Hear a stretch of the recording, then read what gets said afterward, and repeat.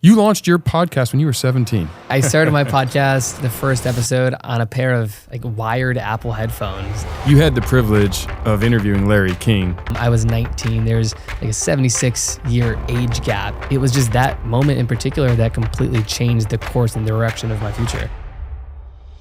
The doctor comes in and he says, I have some good news and some bad news. The bad news is you've been diagnosed with interspinous ligament damage. As of now, you can no longer play football ever again due to the instability of your spine. Hearing that, as a 15-year-old kid, it doesn't really register. He has this quote. He says, "I've never learned anything while I was talking." The last year and a half, from a business perspective, has been quite the adventure that I'm beyond grateful for. And I felt like my timeline of learning that from start to exit was expedited in a sense. Life is very fragile, and being grateful is the epitome of how I try to live.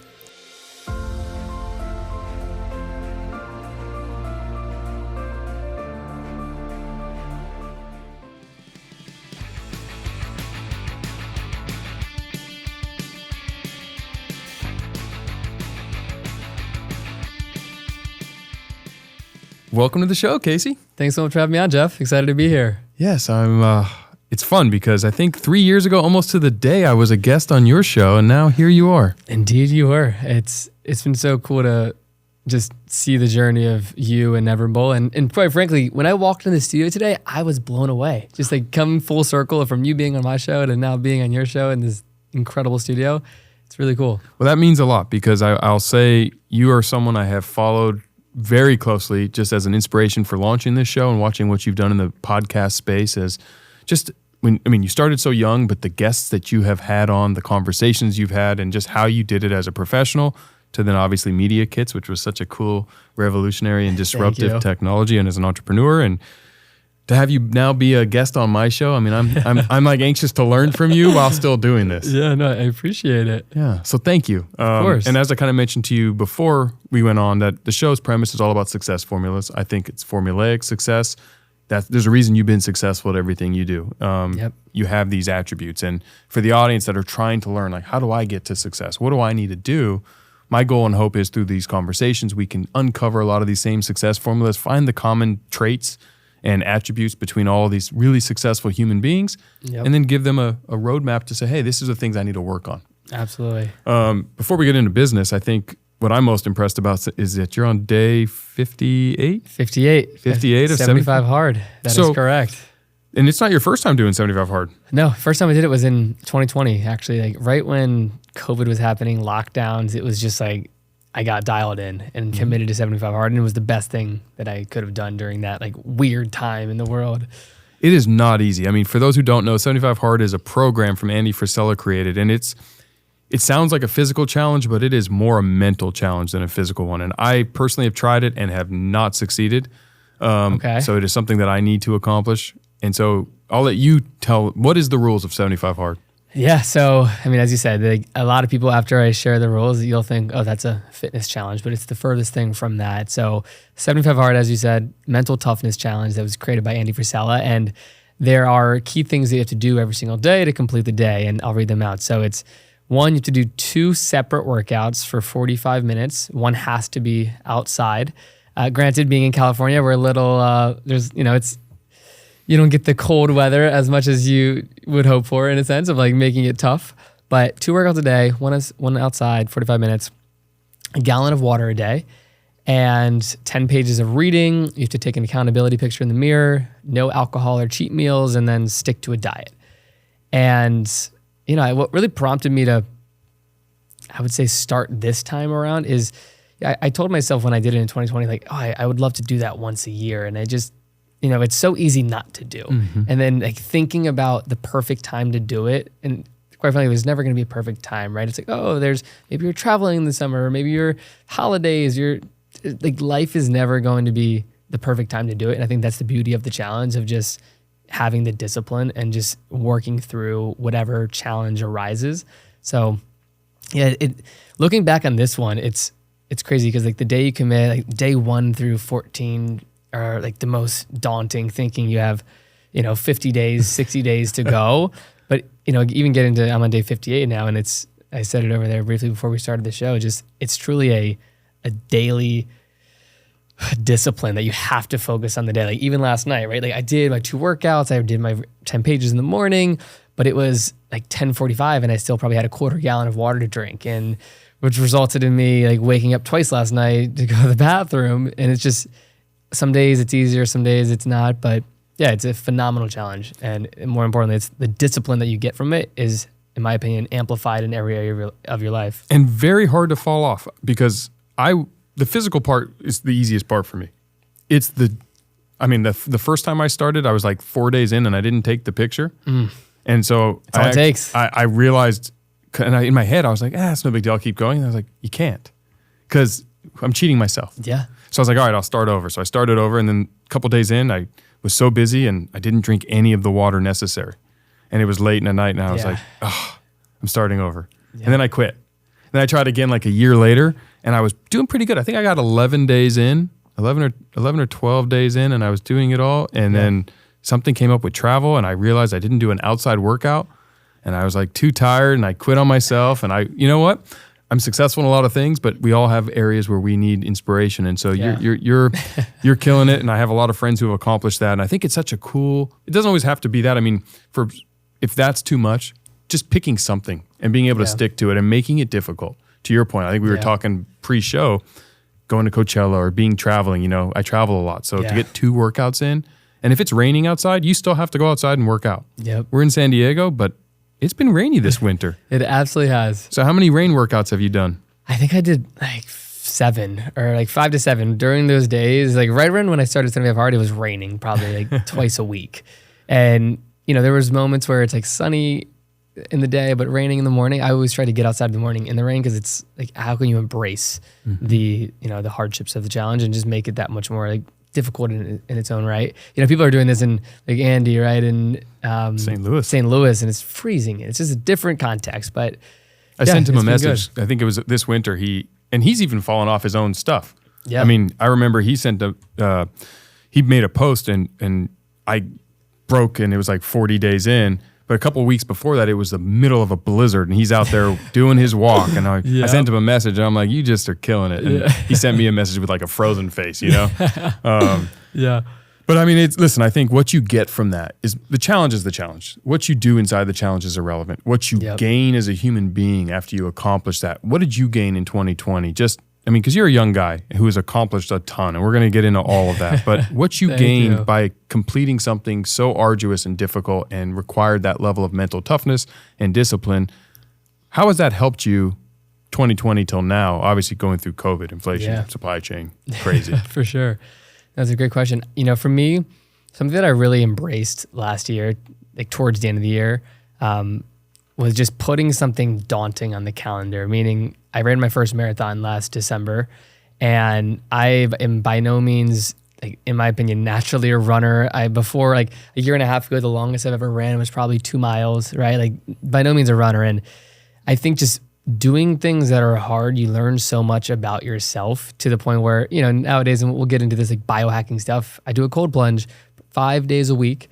And like the act of doing something challenging just prepares you for life, in my opinion, right? Like I've had the privilege of having so many conversations with successful people, and if you can maintain a level of like self-awareness and discipline through the hardships, like in my opinion, that's what allows you to be great. If you can just stay emotionally at center through the ups, through the downs, and I think by doing things like 75 Hard and cultivating that discipline, just sets you up for every area of your life.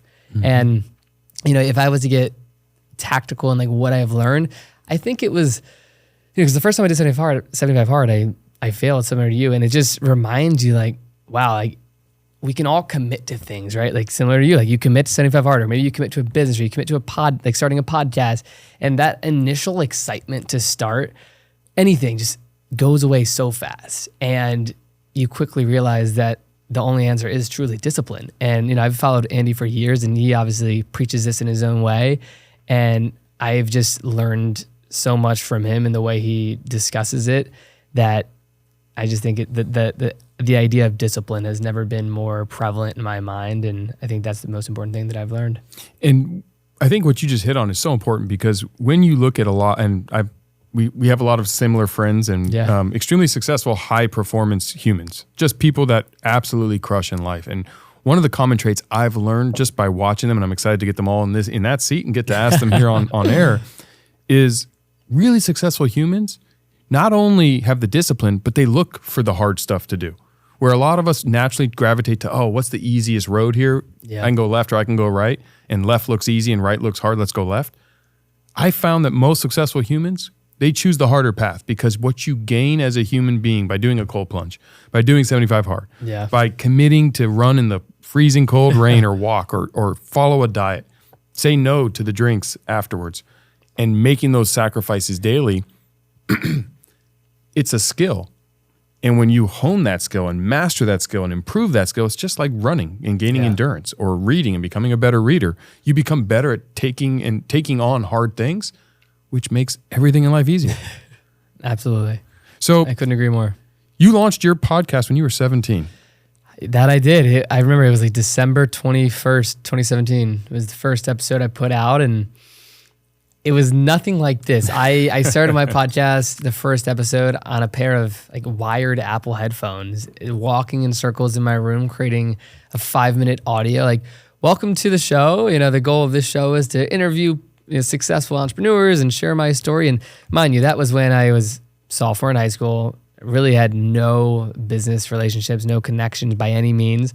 It came from this very small town, and the podcast, which there was a couple things that led up to starting that we'll get into, but the podcast was just a vehicle that I wanted to start to meet people, to learn something, and to create business opportunity from. And that's been like the core foundation of the show since the beginning. And quite frankly, it hasn't changed since. It's just, how can I learn something? How can I meet great people? And of course, learn from them, but then create business opportunity. And, we'll dive into how that paralleled into media kits and everything. But the podcast, it's been over 5 years now. And I know it's something that I'll do forever just because it's something that I love doing. And after interviewing 400 different founders, entrepreneurs, musicians, athletes, it's just the conversations that you have. I find myself in every area of life, like reflecting on and sharing stories that I've learned, from conversations with my parents to friends to new people I meet. Just, it creates such a diverse communication outlet in life after having so many wonderful conversations with the intention to learn. So you mentioned something led up to the podcast. Yes.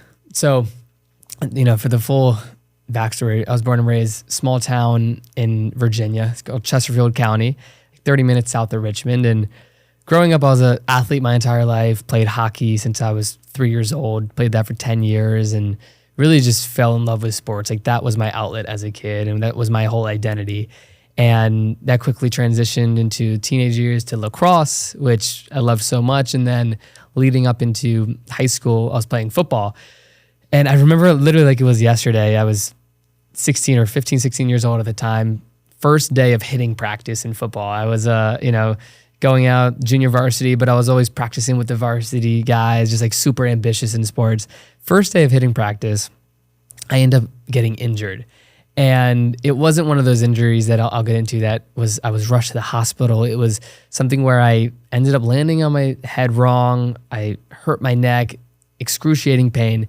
And how it went is the next day I wake up, I can't really move my head, like 1 millimeter to the left or right, excruciating pain. Go to the doctor, and me being this 15-year-old kid that's just very opportunistic, I'm like, I'll be fine. Give it a couple weeks. Go to the doctor with my mom that day. I literally remember like the building, the doctor, everything about this day because it was a pivoting point in my life looking back. Get x-rays. I'm sitting in the room, just, probably upset. I can't play for the first game, whatever it may be. And the doctor comes in and he says, I have some good news and some bad news. The good news is you are not paralyzed, and obviously you're here right now and you're, relatively okay, considering that could have been an alternative. The bad news is you've been diagnosed with interspinous ligament damage. You have to be in this neck brace, and he's like unpacking it as he's telling me this. You have to be in a neck brace for 6 months, and as of now, you can no longer play football like ever again due to the instability of your spine. And that was from the impact? Yeah. That's not something you were born with. No, that was from the impact. From the impact. And they knew it like that the day after. And just hearing that, as a 15-year-old kid, it doesn't really register. Yeah. But, not just football. You can't play lacrosse. That was the initial thing. Yeah. But I ended up never playing football again. I was able to then play lacrosse. But in that moment, I walk out of there now wearing this neck brace. I have to sleep in it. I have to go to school in it. The only time I'm not wearing it for 6 months is when I'm showering, which is like, you have to be quick, right? Because you don't want to risk your neck moving by any means. And it's the one like you see on TV. Yeah. That, you have to move your shoulders to look left and right. Yeah. And there's, I'll show you after this, my friend who's an artist, his name's Daniel Allen Cohen. We actually just made this incredible trophy. Like we made the neck brace, like the centerpiece of the trophy, and he dipped it in gold, like toad paint, this whole thing. And it's just to resemble like that journey that I went through. And, to the point of like what led to the podcast, like from that moment, that 6-month window of my life was filled with ups and downs and self-discovery to the point where like the first 2-3 months, I was just depressed. I had no purpose. I, lost my identity as an athlete when I'm looking back, like the peak of my life of like discovering who I am in high school and friends and everything. And I was just angry at the world. I remember being just pissed off at my parents all the time throughout this journey. I'm like going to school and you have the self-conscious, like, you're 15, you're talking to girls, you're in this neck brace, and it's just like a weird time.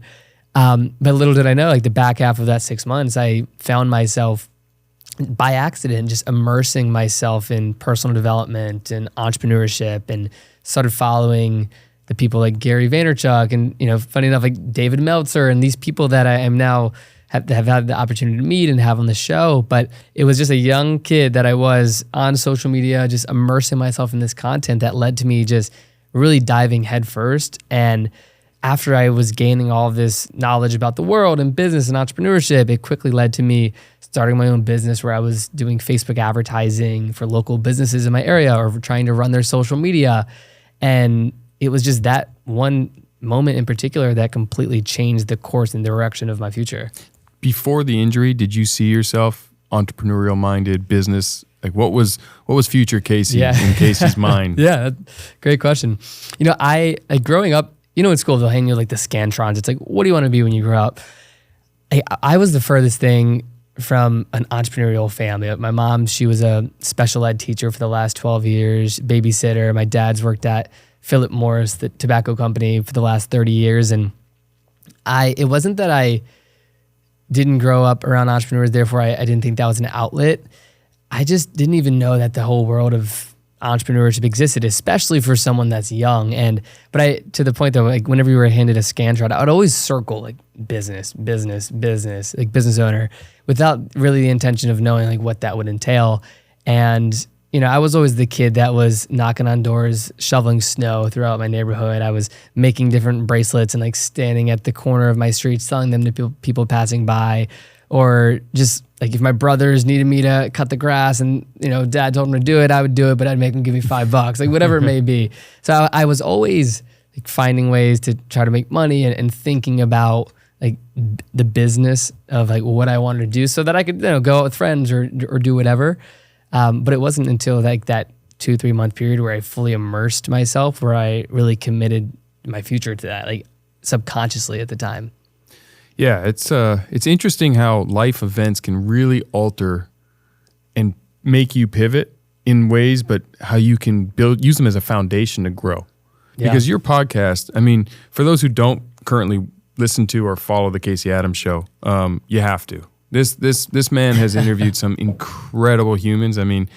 You had the privilege of interviewing Larry King, and I remember watching that and just going, dude, that is such a conversation. That's an interview that anybody and everybody would want to have. And you had that opportunity, and Larry King is just one of many, but that's probably my favorite one I've seen in your show. Thank you so much. And mine as well. That is my favorite interview for many reasons in terms of the importance and the lead up to that and everything it meant to me. But just the depth of that man's knowledge and all the conversations he's had and having that and watching you two talk. And how old this was, you were I was 19. 19. I was going to say this was, because it's been years since I saw it and I've watched it since. I mean, and Larry King passed away a year ago. It was 2 years now. 2 years now? Yeah, Wow. 2 years in January. I think it was 2021, like January 2021 or somewhere early 2021. And that's one of the incredible parts about podcasting and the conversations that you've had and get to have is you also never know when that opportunity may never exist again. Absolutely. And I would assume that you probably learned a lot from the 400 interviewees you've had. What was the one thing, or the number one thing you learned from Larry? Yeah, I mean, the Larry King interview, as you said, was, and I reflect on it, and it literally gives me goosebumps to this day because, you know, from 19 to 22 now, I've grown so much, and knowing that, like, wow, at 19 years old, I had the opportunity to sit down with someone that was not only the top tier of someone in his field of broadcasting, but just such a pioneer of that whole space. You know, Larry King was born in 1933. He was 87 when I interviewed him. I was 19. There's like a 76-year age gap. And the ability to talk on this new age medium, just the thought that he was open to doing that at 87 speaks to the volume of how he's pioneered broadcasting, radio, just everything that he's done. Hey, fitness fans, ready to crush your fitness goals? Make your move to EOS Fitness, where becoming a member starts at just $9.99 a month. Gyms are open 24/7 and packed with the latest gym equipment to keep your workouts fresh. What are you waiting for? Give them a call, drop by, or hit up jefffenster.com/EOS to join. EOS Fitness, better gym, better price. Now, let's get after those goals. As an entrepreneur, I know how meaningful it is to invest in the people and causes that are close to me. And on GoFundMe, it's easy, safe, and powerful to do just that. Whether you're supporting a family member, friend, local business, or charity. And whenever you make a donation, you're protected by the GoFundMe Giving Guarantee. Visit GoFundMe.com today to help make a positive difference in your community.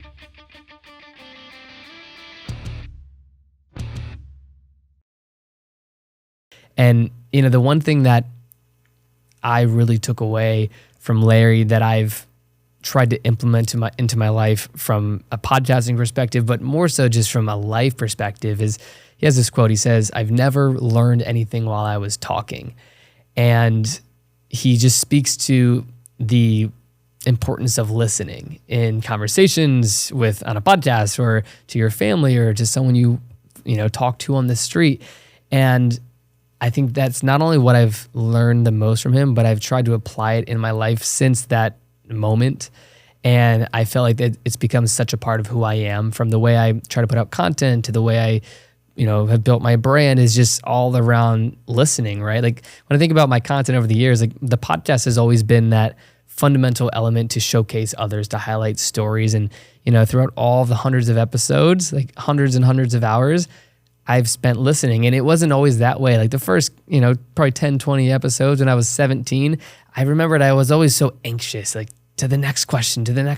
And you forget that there's so much value in just simply listening and letting your mind be present. And he was the king of that. Truly, just if you watch his interviews and how he's like asking questions the way he did, it just, he actually was, in my opinion, like one of the greatest listeners, which made him the greatest interviewer, in my opinion, of all time. And that's by far the most important thing that I learned from him, is just the importance of listening. I mean, it's such a skill. It's a skill that is so important to continue to hone. I mean, I've had to work on my own listening skills being on this side of the table, like we talked about. I mean, being the host is way different than being a guest. Absolutely. I came into this, I'm new to podcasting. This is obviously a newer show. And, I've been a guest on 300-400 episodes of other people's shows. Wow. I'm like, it won't be hard. And then they happen. You're like, wait a second. I have to do this whole thing, listen intently and ask, and I don't get taken through. I have to be the show host and make it relevant and important. And it's such an important skill. How did you get the interview with Larry King? Yeah, that's such a good story. So, even before diving into in life, there's things that happen that you reflect on, and you're just like, wow, if I didn't do that one thing, that wouldn't have led to that. Like the creating opportunity, in my life, I've been such a big believer in just putting yourself out there. I was small town, didn't have any relationships. And like the first 2-3 years of my journey, like kind of how we met, like I was going to so many different events that either Dan was hosting or just people were hosting to just put myself out there and to create opportunities. And, you know, in the moment, you don't know what they will lead to, from booking that trip or going to that event or, you know, raising your hand at an event and sharing your story, all the things that are uncomfortable. And the Larry King story. So one of my good friends, this is sort of like the snowball of the story. His name is Michael Gruen, and he was helping Tillman Fertitta, a restaurateur who owns Mastro's, the Houston Rockets. He had a book called Shut Up and Listen, come out in 2019. So Michael was like, hey, you want to have Tillman on your show? You know, he's a billionaire, just came out with a book. I'm like, absolutely. Did that one online. And it was one of I think it was the first billionaire I interviewed. So I was super excited, nervous for it, had an incredible interview with him. And then like 2-3 weeks after this interview, mind you, this was probably like summer of 2019. I get a text from like Tillman's team and everything like, hey, we're having a dinner at the Mastro's in Beverly Hills with a handful of different, you know, podcasters and people that helped promote Tillman's book. Would you want to come? Of course. So fast forward, you know, probably 2-3 weeks. I'm living in Arizona at the time. Come out to LA to come to this dinner specifically.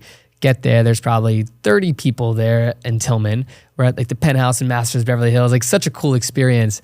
And my friend, which then turned to my business partner, Kieran at Media Kids, he was there with me, and we sat at different sides of the table, and he ended up sitting next to this guy named Chance King, and I was on the other side of the table, and Tillman's asking everyone to go around, introduce themselves, share a little about you, and he gets the chance, and Tillman says to him, you know, it's such a pleasure being on your father's show today. I always appreciate his kindness and his interviewability, whatever he said. And I was like, oh, wow, like that's Larry King's son. And it was a very intimate dinner. Everyone was talking to each other, where I simply introduced myself, got to know Chance. I was 19 at the time. He was 20. So, you know, we're the same age. And we just hit it off, like genuinely as friends. And, you know, I'm not the type of person when it comes to like my interview approach over the years where it's like meet someone and ask to interview someone in their network or they're close to. Like, I truly believe in just letting things happen and not being like, can you do this favor and get this person on my show? But like truly building relationships has always been like the foundational element of how I approach things. And like it was very serendipitous where the following week I was doing this event in Los Angeles with like Rob Dyrdek and Drama, and just we did this cool event, Young and Reckless speaking event. I invited Chance, he came by, and you know, we just started hanging out more. And then as time went on, I'm the type of person where just over the years, whether that's on like special occasions, holidays, I try to text people that I think of and say like Happy Thanksgiving or whatever it may be, just to like put good energy out there and to check in with people. And I remember when I first asked Chance, I was like, you know, it's been such a pleasure getting to know you over the last few months. I was just curious, like, what would it take to have your dad on the show? And do you think that's something he'd be open to? And I remember the first time I brought it up, he's like, you know, he was just coming out of a stroke. He wasn't doing the best. So probably not the best time. Like, totally get it. And then fast forward, that was probably like September, October. And then fast forward to Thanksgiving that year, I remember I was taking off on a flight from Virginia with my family back home to Arizona. And I remember Chance texted me back because I messaged him that day. He was like, hey, by the way, I brought up the idea of my dad being on your show, and he said he'd be open to it. Like, do you have any plans to be in LA in the next couple of weeks? I'm like, you tell me day and I'll be there. And I remember the days, like it was yesterday, December 10th, 2019 is when the interview happened. And I remember just going to, you know, his famous iconic studio setting and waiting for him to come in, him rolling in on his wheelchair. And, you know, one of the biggest takeaways that I learned from him that day is when he came in, it wasn't that he was not alert, but, you know, he was 87 years old, just coming out of a stroke in a wheelchair, wasn't doing the best and maybe soft-spoken. But the moment the cameras turned on, he was so hyper-focused and in conversation. And it just blew me away from like his ability to like do what he's great at. And, you know, that was the story of what led up to it. And actually, one thing I missed was like a couple weeks after I met Chance, I was at the Century City Mall in LA, and I'm about to leave. This is hilarious that I totally missed this part. Larry King strolls right past me with him and a couple buddies. And this is literally like a couple weeks after I met Chance. And, moments like that don't just happen. So I see him. I'm like, oh my God, I have to go introduce myself. So I walk up, I introduce myself and just, take a picture, send it to Chance. And it was just so crazy how like that interaction happened very shortly after meeting his son, which then prompted to bring up the conversation of having him on the show. But yeah, it's like you can't predict those occurrences in life. And I think that's the beauty of just, saying yes to things that maybe you don't know what they're going to bring opportunity-wise. But, that's the story and how it went down. But that's such an important lesson because I think while the story is awesome, right, and it's entertaining, it's cool to hear how you got that interview, the message that you're basically, it all started because you said yes to something about I go to a dinner because there's this opportunity. And all too often, we're waiting for opportunities to fall in our laps that we don't realize they're there. They're just disguised as you having to do something that maybe you don't feel up to. Yeah. And it's such a valuable thing to do repetitively because, they don't all end up with an interview with Larry King. Those are the grand slams. Yeah. But it might have just been a good friendship with Chance. Yeah, exactly. Right? It might have just been, to your point, you also had another meeting with Kieran, who became your business partner later, and when you launched Media Kits. And did you meet Kieran at that dinner, or did you know him before? I knew him before. We were living together in Arizona. Oh, you were already roommates. Yeah, we were already roommates. But yeah, so I've known Kieran since like living back in Arizona. In Virginia. We met like when we were both 17. Who was the first person you interviewed on your show? A friend of mine named Caleb Maddox. Do you know Caleb? Do I know Caleb? I don't know if I know Caleb. I know a lot of Calebs. Yeah. And Maddox, the Maddox part, his sister named Paige? No. Okay. Not that I know of. But good friend of mine, a young entrepreneur. I remember the first interview that we did. It was just literally on a phone. We're trying to record. I'm trying to figure out the best way to record. It had no special mic setups or anything, but and really not even the first interview. The first 10 or 15 were just friends of mine that I have met on social media. Like Kieran was on the show, Caleb was the show, a couple of people that I've like known over the years that were like the young guys just figuring it out, like pursuing their business endeavors were the first guests. And then it just slowly became this thing where I set a goal. I wanted to do 60 interviews in the first 90 days of hosting the show. And that was my mission of just cold DM outreach and just going all in on that. And I ended up doing it. And it sort of set the tone and gave me the confidence of like putting myself out there, reaching out and either getting a no or getting a yes. Like, I was so surprised by the willingness for people to come on the show. And mind you, this was 2018. Podcasting space was in a whole different it was a whole different space back then. Yep. But that intensity, the first 90 days, just set the tone and really made me fall in love with the process. And I learned so much from a host perspective of just my interview approach and, to really talk about the podcast overall. It was always, in the back of my mind, like, how can I go meet people, have great conversations so that one day when I'm starting that company, I want to get like tactical advice from a business perspective. Like I can ask these people that I have rapport with to, if from a fundraising perspective, if I want to go raise a round of funding or if that was in the picture, then I can just share this opportunity with. And it really came full circle when we were starting Media Kits back in 2020, 2021, where, without going too far into the story yet, we raised a round of funding in 2021 and probably 90 to 95% of the investors in the round were literally past guests on the podcast. And it really just proved to me that, podcasting as a medium, there's not many other things where you can just build deep relationships. And like, for example, we've known each other for years, but we haven't sat down and had a 45-minute discussion. And when you do that, you just build a much deeper relationship, in my perspective, with people. And it expedites a lot of the early stages of a relationship, right? Like if we got dinner or we're at an event and we're saying hello, like you can do that and know people. But when you sit down and have an intimate discussion, it just sets the tone of the relationship, in my perspective. That is a very unique thing when it comes to just building with different people in life. I agree. I think it also adds that element where if you said, hey, Jeff, like we met, I'd love to connect deeper. Why don't we meet for a drink? I'm going to show up not knowing what I don't know.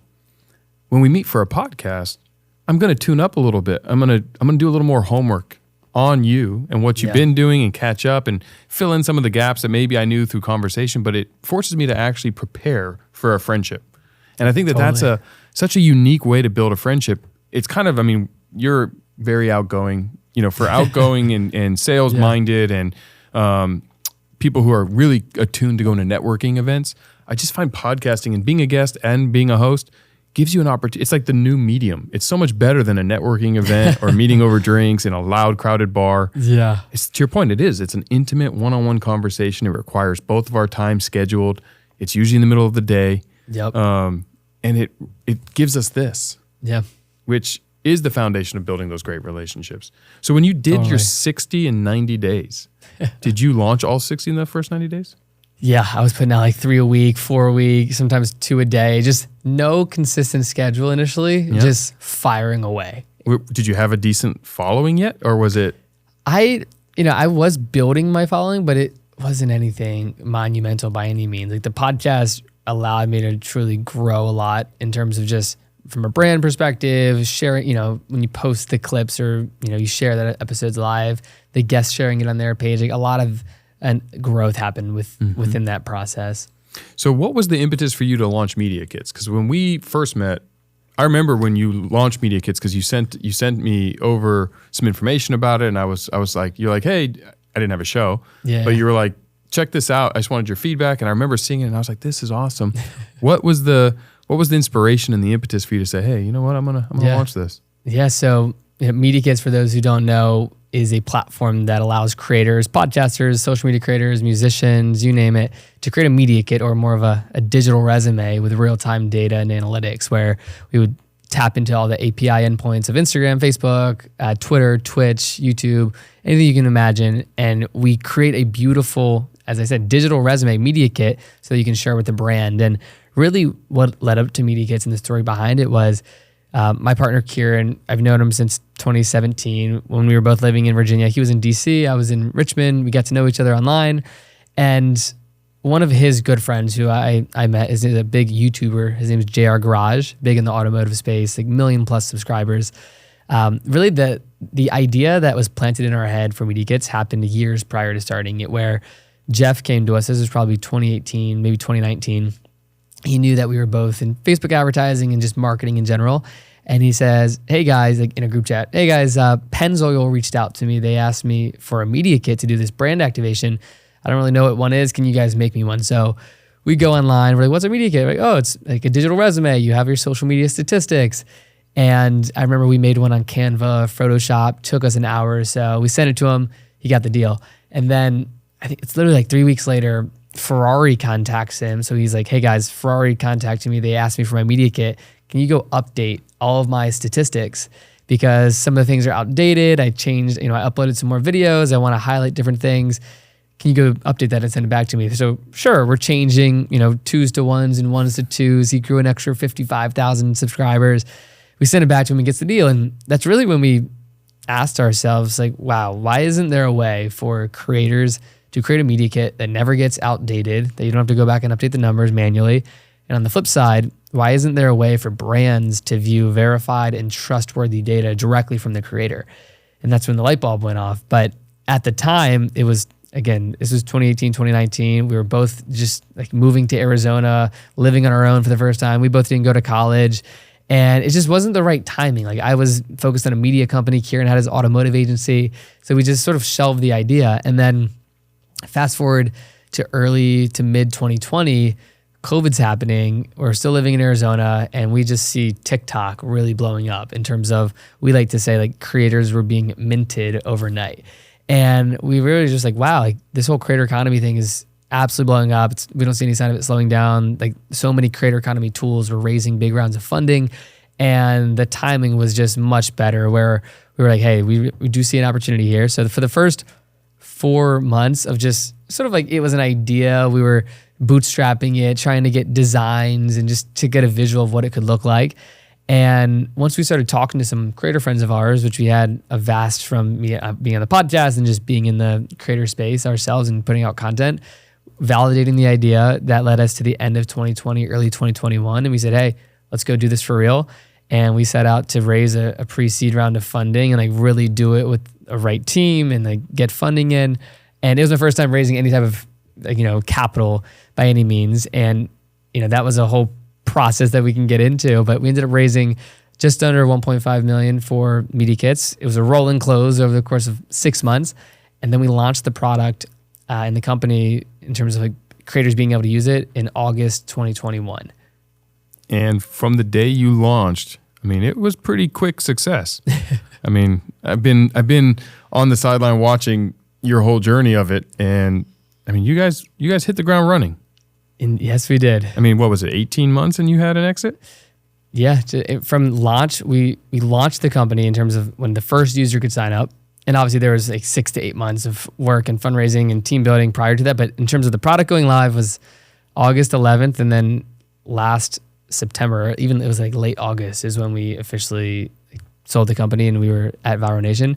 So just over a year. Yeah, and there's so many learning lessons in there. And, one of the things that I reflect on so much is about the journey, and we can, dive into the nitty gritties of like the 12 months. It felt like 12 years of just how much things would change and evolve. But, Kieran and I, it was a small team the whole time, like 8 to 10 people. And we were just so focused on one thing where I think a lot of companies, especially like early stage startup tech, especially creator economy, there's so many companies trying to do everything initially, when we were like, hey, we just want to be the best media kit builder in the space. There's been companies that do a lot. They maybe have a media kit tool, but we want to be the best at this one thing. And that was our intention. That's, we called the company Media Kits. We had the domain mediakits.com. Like we wanted to be the go-to source for real-time data aggregation that you can share in a link. And we were the first people to really do that. And we just wanted to go, what we said, inch wide, mile deep. And we had this big launch party in Los Angeles with Dan. We had Wiz Khalifa come out and perform. We had 700 different creators and friends there. And we really, wanted to make a splash from a branding perspective. And it definitely gave us, as you said, like hit the ground running. But the reality is with any business, you face hardships right out of the gate. I remember the first 45 days, we probably didn't get more than 1,000 users. And mind you, this was a free tool. It wasn't just a paid tool that you had to pay for it. It was just a free tool with an upgrade subscription. And that first 45, 60 days, it was just like, why are people not signing up? Are people using it? Like all those questions that we had to really dive into. There was so much to learn in there. But again, I could keep going on and on, but I want to pause there because like the journey of Media Kits, it being just under 12 months, could have never predicted that. But I learned so much about myself, about business, fundraising, company structures, everything you can imagine where, the last year and a half from a business perspective has been quite the adventure that I'm beyond grateful for. And I felt like my timeline of learning that from start to exit was expedited in a sense. What I love about you, Casey, is, and I think it's probably a fact of you having that 400 episodes of all those people that you got to learn from beforehand, is you're saying the things that, I've been doing entrepreneurship since I was 24, I'm 40. I didn't know half of what you know until I was in my mid 30s. Like honestly, like you are so far ahead for where you are in life. And it's awesome to see because Thank you. What you're really saying and what I'm hearing you say is all the learnings. You're a problem solver. You identified a problem and you solved it. And yeah, there's successes come, but you weren't focused on that. You were focused on being the best at what you do, being remarkable. It's one of my core values. Yeah. It's one of my success formulas. Love is that. Be remarkable or don't be it at all. And don't stop when the job's done. Stop when it's the best you can possibly do it. And through everything you've been talking about, I mean, with your episodes to your business, it's clear that you are learning from those around you. You are taking the advice that Larry King gave you, right? You are listening. And it's not just words being, we all have those friends. They ask you a question. They ask 94 other people the same question, and then they take nothing. I think there's a term for them, like they're assholes, Yeah, for sure. They just like to ask. Yep. Ask. And they want to talk about it, but they don't want to take action. And one of my success principles that I hold dear is taking immediate decisive action when I make a decision. And it sounds like you do that same thing. What would you say are your non-negotiables in business and as a person? I love that question. My non-negotiable is in when I think about business life, it's very intertwined for me, right? It's like how you do anything is how you do everything. I really stand by that. So that quote, by the way, is written in, so we ask everyone who comes on the show to sign their name and leave a message in our control room. And that's the message Drew Brees left. No way. Yeah. How you do anything is how you do everything. Shout out to Drew. I love that. So continue. That's incredible. No, it's just great. I love that. Core values, if I had to pick 3, I think number 1 is just, and I say this because it will make sense for the other 2, just stay curious. And that might not be tactical, or people are like, what do you mean by that? I believe staying curious in life, from conversations you have to, the opportunities I've had, good or bad, just creates an open mind of potential happiness and gratitude, where if you're curious about the world, you're always just curious about what's next or what you can do or how you can be better. It's just a fundamental truth that I try to live by, versus trying to, know everything or think that, you're capped at a certain level. It's just like curious about your own ability, curious about how you can help people, curious about the world in general and, new technologies. Just coming from a small town, I learned that so many people just cave themselves of, what they learn and what's available to them. And they feel that, some opportunities are, not for me. And they're not curious about how they could, what would they have to do to change their life to get something, whatever it may be. So that's 1, just stay curious about the world. Number 2, it'd have to be never stop learning. I'm someone that didn't go to college. I graduated high school. I moved out to Arizona a month after, and I knew so true to my core that I am a lifelong learner, and you have to be. And I knew that at 17, 18, there was a quote, I'm going to butcher it. It's like the real education starts after college, from like what you really learn about life. And yeah, so staying curious, like never stop learning. And that's in every area of your life, from fitness to business to emotional relationship. And then I think number 3 is just core value has to be extreme gratitude. Like every day, from waking up to, the time you go to sleep, I always find moments throughout my day to just be extremely grateful, because as you, busy life, there's always more to do. But I appreciate the 15 minutes call with my mom that, they live in Virginia, or the call with my dad, my brothers, they're healthy. I have a 7-year-old niece who I love so much. And I just think it's so easy to just be consumed from how you can be better, or comparing yourself to others, when the reality is, if you can just live in gratitude and like really know yourself, be self-aware, and remind yourself like, hey, like things could be worse. And not in the sense of like, like it's okay to just sit around, but like be grateful for what you have, who you are, and what this journey in your life has been like, because you're here today. And, as cliche as it is, I think I embrace, and let me actually say it differently. One of my favorite interviews is with Robert Greene, author of the 48 Laws of Power. And he has this section called Confronting Your Mortality, which is just confronting death. And not that I've had any like death scares. I'm 22, I'm healthy, but just I try to be very hyper aware of like life in general. Like, we both love, and I know you do from our conversation earlier, like longevity. Yep. And how to, potentially extend life and feel great. Cold plunge, I do all that stuff, but just life is very fragile. And yeah, being grateful is the epitome of how I try to live. I love all 3 of those as core values and as success principles. Being curious, for me personally, has led to probably the most amount of financial gain in business I've ever had, is because I'm curious, I look into it, and I see opportunity. I see problems. Absolutely. The lifelong learning, that's just an incredible life skill. And to your point, like, we don't know what we don't know until we know it. And everyone has to learn. We learn how to walk, right? No one is born knowing how to walk. Yeah. So when you realize that we can learn anything, and when you're curious and open to seeing what's out there, and the fact that you come from a small town, it's probably more rare, because the world seemed probably pretty big when you were in your small town in Virginia growing up. Totally. Being in Southern California, the world seems small just because people are always coming and there's a lot of hustle bustle.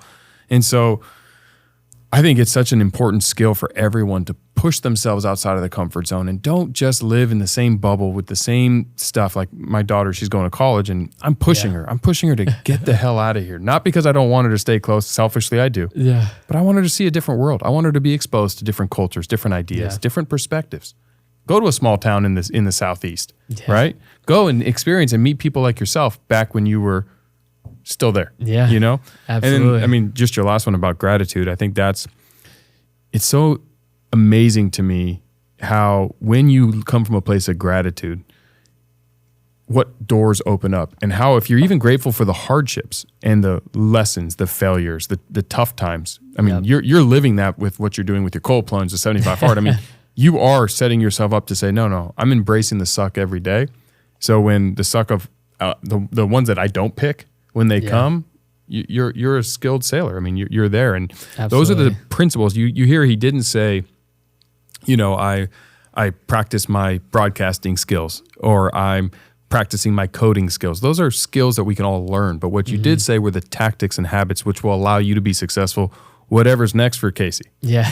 And I know that there's stuff that you're working on that we can't dive too much into right now, but you're not done, right? Not at all. It's so interesting, and I think this is good as well. Like I'm 22. I'm in a serious relationship. I've been for the past 3 years. I believe you've met Jacqueline. Actually, I think that's how we met. She moderated. I was a speaker at a panel. We were trying to remember how we met. Oh, you're right. This was an event. Yeah, you were with her. Yes. I think me and you were on the panel. We were on the panel and together. She was the moderator. Yes. And your serious girlfriend is related to David Meltzer, who's like my family. Yep. And that's how he asked if I would do this panel, and his niece, right? Yes. Niece was moderating. I was like, yeah, of course. And I think we met on that panel back in like 2019. Yeah, no, you are right. Now that you say that, no, continue. Sorry. Full circle moment for sure. But no, like she's 29, I'm 22, and I feel that the level of maturity that I've just grown into from leaving my hometown at 18 to like having some success and then being in a serious relationship, I've just learned so much about myself these past 3 years. And I believe there's so much to go in depth in from like a relationship and how you grow as a man. But it's just, when I think about life from like physical challenges like a marathon to like having a phenomenal relationship to success in business, like it all stems from like those three things, like staying curious, lifelong learner, and gratitude. And that could be, I'm grateful for, that my toenails are falling off on my marathon because I have the ability to run. And, like someone I've had on the show who I believe, Nick Santanastasio, yeah, of course. He's someone that is such an inspiration to me where if I'm like, yesterday I did a leg day and I ran 5 miles and he came in my mind, and I think about him so much because just when you think about how people overcome their own obstacles and, take that as a learning lesson, it comes back to those three things for me. So, I mean, Nick, and Nick, for those who don't know, is an incredibly inspiring human. Very much so. He was born without legs and one partial arm. Yeah. I don't know what the condition's called. I don't remember. I don't either. Very rare. Very rare. Very rare. And his mindset and approach to life when he's born with a condition, which to all of us, we just can't put our brain there. Like it's so outside of the realm of our understanding. Yeah. But he is such a good human being. And we actually met we were both at a conference together, a speaking conference, actually. I was working on speaking. Okay. And so was he. And now, I mean, That's great. Yeah, and it was awesome. And I got to meet him there and we became friends. And he's such a good human. And that's what I'm finding just through all these episodes that I'm doing and what I've met is the people who I think are going to be my most inspirational interviews have yet to be them. It's actually been the people like that have overcome and have dealt with such tragedy because they help me look at my own life and dive deeper into that grateful side. Absolutely. And what I'm grateful that I get to do every day. Yep. That I used to have to do. Right? I love that. You get to, you don't have to. Yes. For sure. It's changed me. It's changing me. And I'm assuming that knowing you, for the last handful of years, I mean, you're just growing from all your interviews. And can you give us a little taste of what future Casey's going to be working on? And maybe you can't, but just anything you can tip. Yeah. I mean, of course, the podcast, I've since, Media Kits, we got acquired in September, was at the company Viral Nation for the past 6 months. As of recently, no longer there. And, the company was absolutely incredible. I just know for myself and what I want to do in the future, just you only get to live in your young 20s once, right? And just having that ability to go build, be creative, build teams, put out products is something that I'm just super excited about. And now having the experience of Media Kits, I just get to take all of the lessons learned and apply it into a new venture. But definitely, the podcast is always at the core of how I want to live my life, because it creates different opportunities and I learn some things. One thing that I'm working on that, as I said, is just more so something that I'm super interested in is just the podcasting tech space, and just the emergence of AI and how things like AI can automate a lot of the post-production process. I have this tool that I recently launched called listener.fm. And the whole thesis is I've been a podcaster for 5 years, and the ability to drop in, for example, right after this show, an audio file into a platform that spits out titles, descriptions, show notes, and all of these different things that can make your life easier. We built that, and we're just testing right now with tons of different podcasts and podcast networks. And we're going to try it. Yeah. By the way, it's super cool. Yeah. So that's awesome. That's really exciting. And if you're listening to this show and you're saying, wow, I mean, a lot of our audience might be older than you, but you got wisdom beyond your years, man. And I'm so excited to watch the man that you have become, continue to become, and where you're going to go, and all the different disruptive technologies that I see in your future. Thank you so much, Jeff. You've been an inspiration for me. I've learned a ton. I'm trying to hone my craft as a podcast host, and a lot from you, just watching how you did it at such a young age. And I say that because I'm not young, but I'm not old. I'm in the middle. I'm 40. I'm mid-aged. And a lot of my mentors and peers are much older than me. So I've always was the young guy to them, and to see it now and to understand how much I can learn from you has been incredible. Everyone should be following you and listening to your show, The Casey Adams Show. And for podcast hosts, check out listen.fm. Listener.fm, sorry. Listener.fm. And if you gain value from this episode, it's something new that we're doing, but I would ask that you like it, you subscribe, and help promote it, because we're trying to make Success Formula more available to everybody. And the more people we can impact, the better everyone can be. It's been an absolute pleasure having you in studio today, man. And I want to thank you for taking the time and driving here. It was not a small ask, but you did it, and you said yes.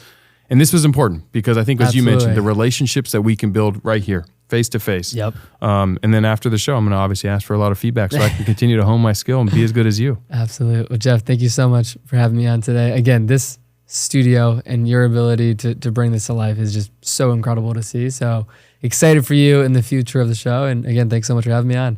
Thank you, guys. Thank you so much for listening. If you're looking to level up your relationship capital game, then take a minute and text the word Jeff to 33777 for a free copy of my Network to Millions playbook. The link will also be provided in the show notes below.